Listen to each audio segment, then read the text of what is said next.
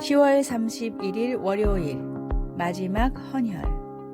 호주에 사는 한 고령의 노인이 병원을 찾아 헌혈을 했습니다. 헌혈을 마친 노인이 병원을 나서자 무수히 많은 사람들이 꽃다발을 들고 기다리고 있었습니다. 사람들은 노인을 향해 열렬한 환호와 박수를 보내며 살려줘서 고맙습니다 라고 인사를 했습니다. 축하의 주인공인 해리스는 60년 전 우연히 수술을 받다가 자신에게 RH병을 치료할 수 있는 항체가 있다는 사실을 알게 됐습니다. 의사들은 희귀 항체를 가진 해리슨에게 놀라움을 금치 못했습니다. RH병은 산모의 혈액이 태아를 공격하는 희귀병인데 해리슨의 피로 이 병을 고칠 백신을 만들 수 있었습니다.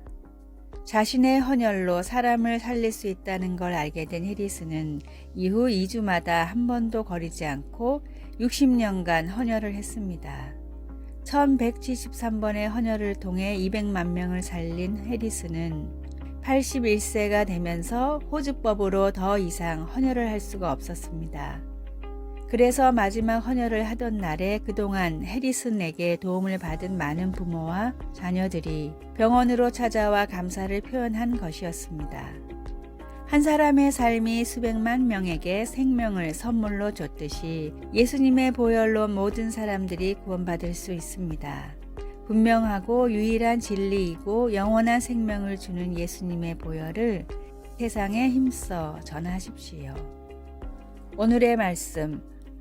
우리는 그리스도 안에서 그의 은혜의 풍성함을 따라 그의 피로 말미암아 속량 곧 죄 사함을 받았느니라. 에베소서 1장 7절. 오늘의 찬송 197장 은혜가 풍성한 하나님은. 오늘의 만나 나에게 주어진 것으로 영원한 생명을 주는 주님의 복음을 전하는 기회로 사용합시다.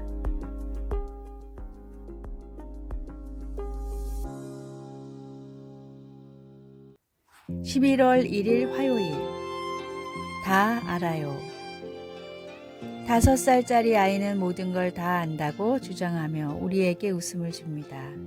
아이들은 뭐든지 안다고 때로 그럴 수 있지만 조금 더 나이를 먹은 우리는 그렇지 않다는 걸 압니다. 그리고 우리는 흔히 답보다는 질문거리를 더 많이 가지고 있습니다. 우리는 비록 모든 것을 다 알지 못해도 모든 것을 아시는 하나님을 우리가 알고 있다는 것을 종종 잊어버린 채 인생의 왜, 언제, 어떻게에 대해 궁금해합니다. 시편 139편 1절과 3절은 모든 것을 아시는 우리 하나님께서 우리를 얼마나 종합적으로 친밀하게 이해하고 계신지에 대해서 말합니다. 다윗은 여호와여 주께서 나를 살펴보셨으므로 나를 아시나이다. 나의 모든 길과 내가 눕는 것을 살펴보셨으므로 나의 모든 행위를 익히 아시오니 라고 말합니다. 우리를 완벽하게 사랑하시고 오늘 우리가 맞닥뜨릴 문제를 모두 알고 계시며 인생의 모든 상황에서 우리를 돕는 최선의 방법을 아시는 하나님을 우리가 알고 있다는 사실이 얼마나 유한이 되는지 모릅니다. 우리의 지식에는 언제나 한계가 있지만 하나님을 아는 지식이 가장 중요합니다. 우리에게는 하나님을 아는 지식이 가장 중요합니다. 하나님은 가장 신뢰할 수 있는 분이기 때문입니다. 말씀. 나의 모든 길과 내가 눕는 것을 살펴보셨으므로 나의 모든 행위를 익히 아시오니. 시편 139편 3절. 찬송 407장 구주와 함께 나 죽었으니. 기도. 저에 대한 모든 것을 또 제게 필요한 모든 것을 아시는 주님 감사합니다. 아멘.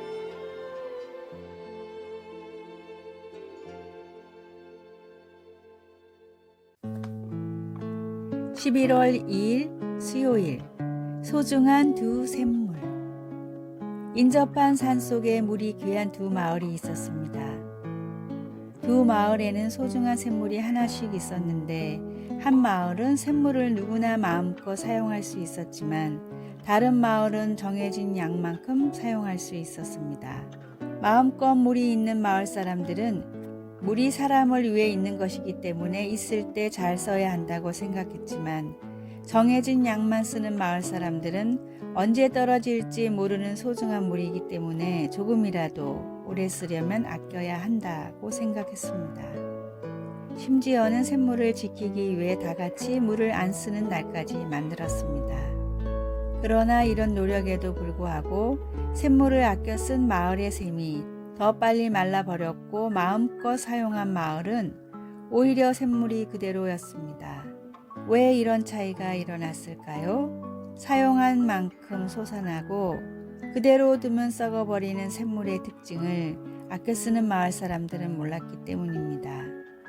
자꾸 퍼내야 더 솟아나는 샘물처럼 하나님의 은혜와 능력 역시 그렇습니다. 풍성한 은혜의 샘을 바라만 보다 좋은 때를 놓치는 어리석은 사람이 나의 모습이 아닐까요? 더 바라는 믿음과 기도의 간구함으로 다함이 없는 샘물 같은 하나님의 능력을 넘치도록 누리십시오. 오늘의 말씀, 내가 주는 물을 마시는 자는 영원히 목마르지 아니하리니 내가 주는 물은 그 속에서 영생하도록 솟아나는 샘물이 되리라. 요한복음 4장 14절. 오늘의 찬송 545장 이 눈에 아무 증거 아니 배워도. 오늘의 만나, 하나님의 능력을 제한하지 말고 놀랍게 누리게 하소서. 다함이 없는 주님의 능력에 필요한 것을 기도로 구합시다.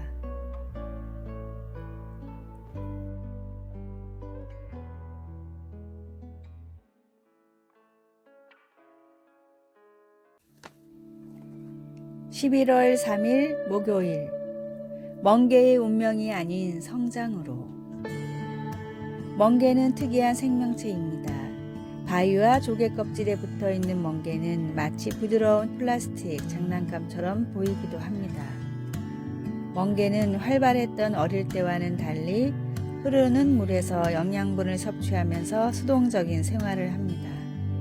멍게는 먹이를 찾고 자신을 보호하는 기능을 하는 원시적인 척수와 두뇌를 갖춘 올챙이 같은 모습으로 삶을 시작합니다. 어렸을 때는 바다를 탐색하며 시간을 보내지만 성체에 이르면 변화가 일어나 바위에 달라붙어서 탐색과 성장을 멈추어 버립니다. 그리고 자신의 뇌를 먹어치우는 섬뜩한 반전을 보여줍니다. 척추도 없이 생각도 없이 수동적으로 물결에 따라 사는 멍게. 베드로 사도는 우리에게 그런 멍게의 운명을 쫓지 말라고 권면합니다. 우리는 성장하도록 부르심을 받았고 그것은 곧 하나님의 성품에 참여하는 것을 의미합니다. 성장은 곧 정신적으로는 그리스도를 아는 지식을, 영적으로는 덕과 인내 그리고 절제의 모습을, 실제 삶에서는 서로 사랑하고 대접하며 각각 은사를 받은 대로 봉사하는 것을 더해 가는 것입니다. 베드로는 이 같은 성장을 통해 우리가 게으르지 않고 열매 없는 삶을 살지 않을 거라고 말합니다.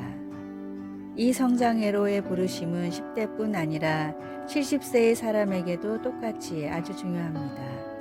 하나님의 성품은 바다처럼 광대한데 우리는 고작 몇 미터 밖에 나아가지 못했습니다. 하나님의 끝없는 성품을 탐구하며 새로운 영적 모험을 떠나 보십시오. 배우고 섬기며 위험을 감수해 내십시오. 성장하십시오. 말씀, 이런 것이 너희에게 있어 흡족한즉 너희로 게으르지 않고 열매 없는 자가 되지 않게 하려니와. 베드로후서 1장 8절. 찬송 453장 예수 더 알기 원하네.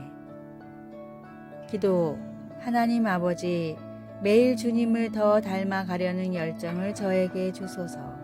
예수님의 이름으로 기도드립니다. 아멘.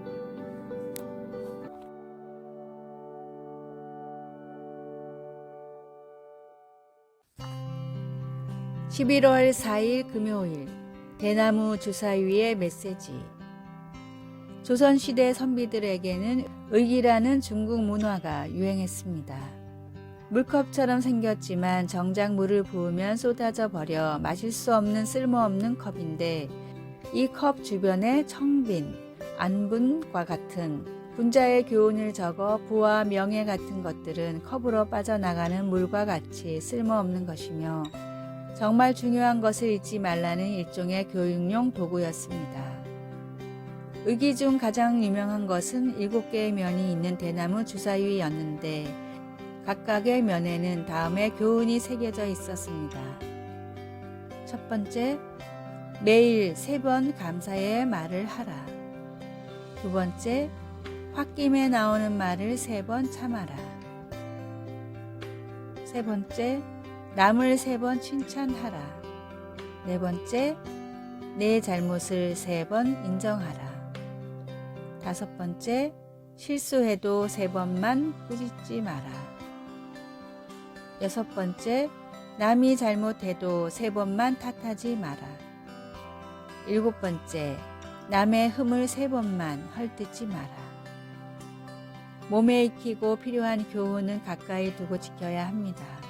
내 삶에 풍겨나는 그리스도의 향기를 위해 내 발의 등이고 내 마음에 비친 하나님의 말씀을 시시때때로 접하고 암송합시다.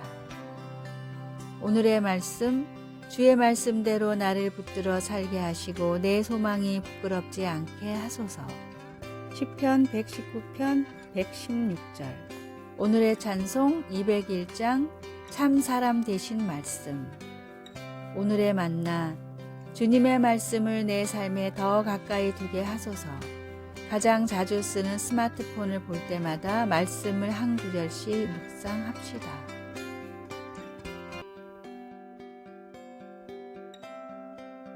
아래의 빨간색 글자 구독을 누르시어 더 많은 전도의 열매를 맺으시기를 기도합니다.